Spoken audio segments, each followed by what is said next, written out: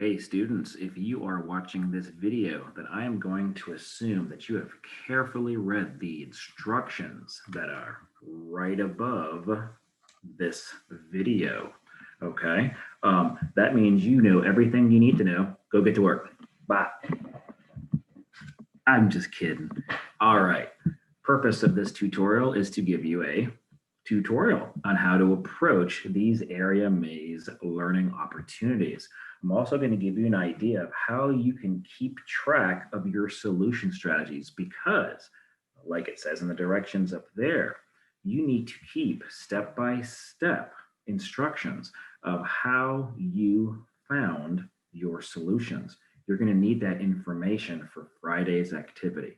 So let's go ahead and get started. I'm going to share my screen and walk y'all through how to approach these problems. So like it says in the notes, you have to use the clues that are provided. So the dimensions that are given, okay? So like certain lengths and widths, they call it height and widths in the notes, okay? And you also could use the areas that are given in order to determine those unknown dimensions or those unknown areas that you might find. So in the example here, it's giving us this width right here, 5 inches. It's giving us 3 areas already. So the area of this rectangle is 45 inches squared. This one's 72 inches squared. This one's 32 inches squared. Now, this area maze wants you to figure out what this dimension is. Okay, so the way that you're going to go about determining that is you are going to use the clues that are already provided. Now you're going to notice that I'm going to start doing some stuff that's going to help me to keep track of my solution strategy later on. So first, I am going to try to just figure out what this dimension is right here. You're going to notice I put a number 1 right there. You're going to see why I did that in just a second. So let's see if the area of this rectangle right here is 45 inches squared, and I know the dimension for this right here is 5 inches. Well, that must mean that I must do 45 divided by 5, and that equals 9. So I know the dimension for this side of my rectangle is 9 inches. 9 inches times 5 inches equals 45 inches squared, because again, the formula for finding area is length times width equals area. It's also known as height times width equals area. Okay, so now you'll notice that I solved this problem with a division. 45 inches squared divided by the dimension that I know gave me the unknown dimension. I could have solved it with multiplication too. 5 times our unknown side equals 45. Okay, so now I'm going to take this information to find another piece of information that I need, namely this side over here. Now, I'm going to warn you now, my way of solving this might not be the way that you would have approached this problem. It's going to be up to you to figure out the most efficient way. This is just the way that I decided to solve this problem. So I'm going to figure out now this dimension. Well, friends, if you know that this side is 9, that must mean that this side is also 9 inches, which means this side is 9 inches. Now that means I can actually figure out number 3. And again, you're going to notice why I'm putting these numbers here, okay? I want to try to figure out now this side. Well, let's see. if the area of this rectangle is 72 inches squared, and the dimension of this side is 9 inches, well, that must mean that this side would be 72 inches squared divided by 9, which equals 8 inches. Now, of course, again, I could have solved that with multiplication. 9 times our unknown side equals 72 inches squared.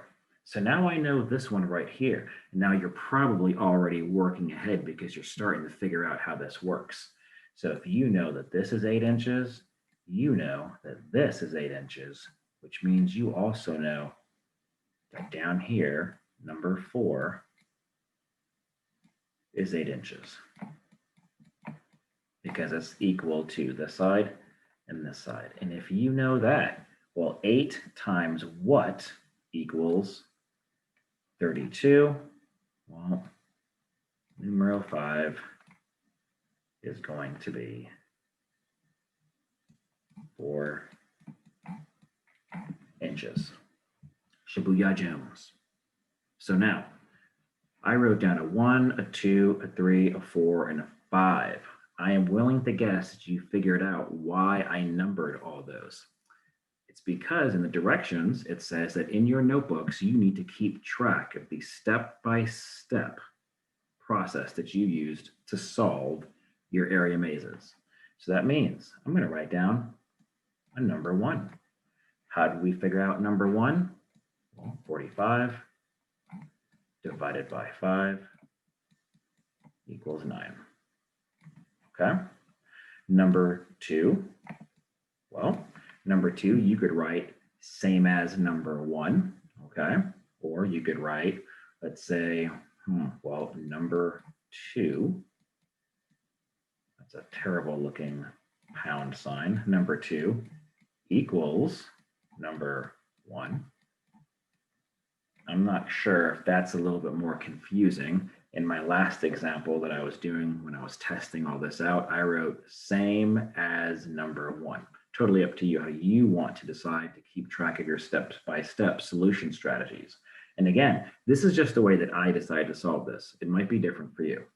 So for number 3, how do we solve number 3? Well, number 3 was this side here. Maybe for this one, we did 9 times our unknown side equals 72.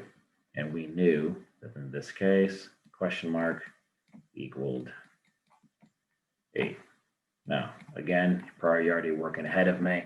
For number 4, well, at number 4, same as, ooh, that looks terrible. Same as number 3. And then that leaves us with our final, and that's going to be 8.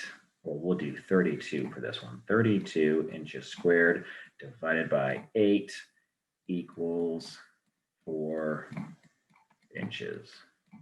And there is our solution for that area maze. Let's take a look at another one just real quick. I'm going to hit clear. I'm going to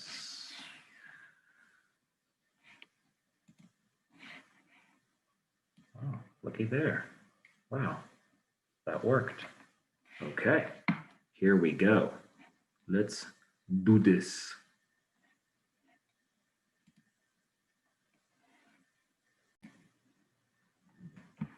Okay, we are going to tackle our second example right here. So share our screen.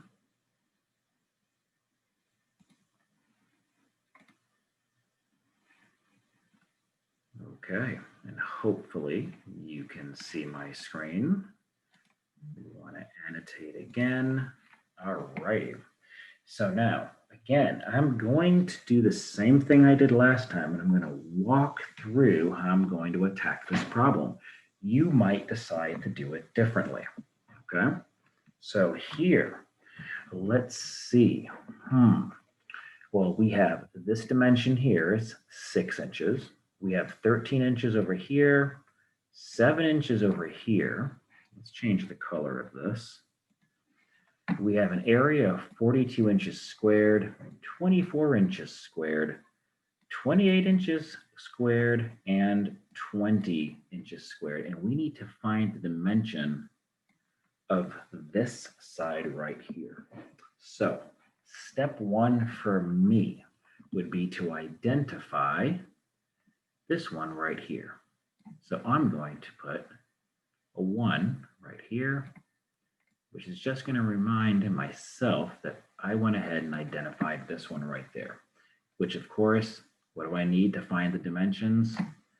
I need to find this and this. Now the entire thing is 13, but I can use this clue to figure out number 1. So for number 1, we're going to do 42 divided by 6, which is 7. We now know that this side is 7. Now, 7 inches. Now, that means if this is 7 inches, but from here to here is 13, well, that means number 2. That's a terrible looking 2. Number 2, that means that this right here has to be 6.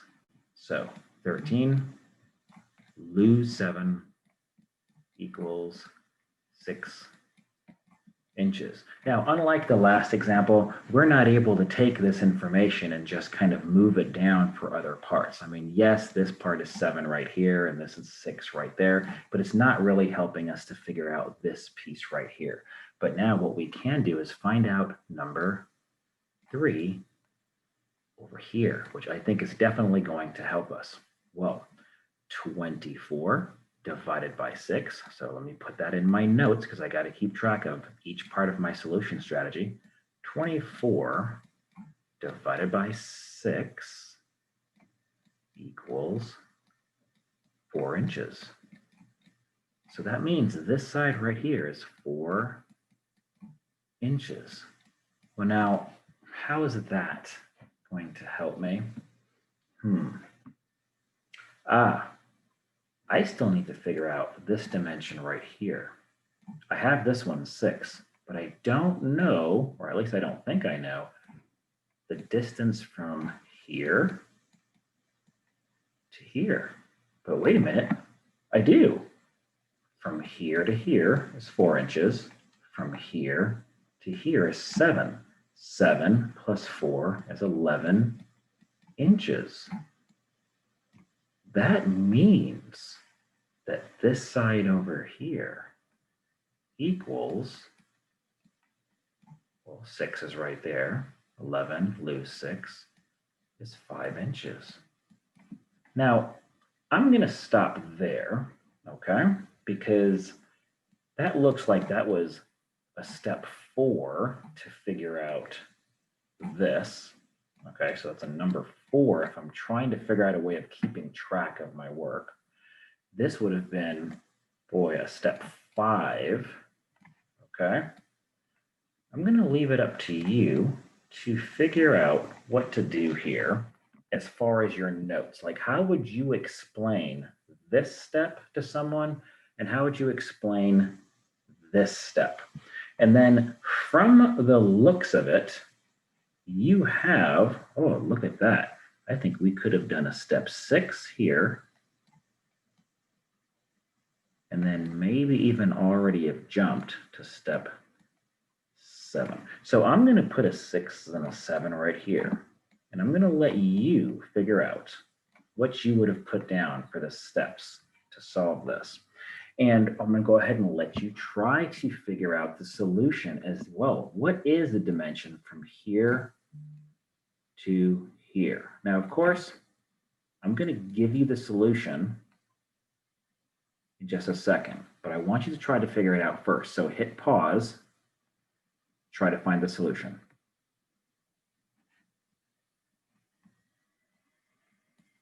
Okay, if you try to figure out the solution, and you came out with 8 inches, and you are correct, my friend.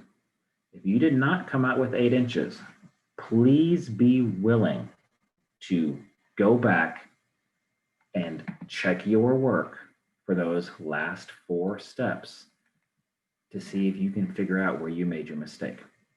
If you're having difficulty figuring it out, I want you to go back and watch the first example. Then be willing to try this one again before you move on to the samples on the page. Okay, good luck.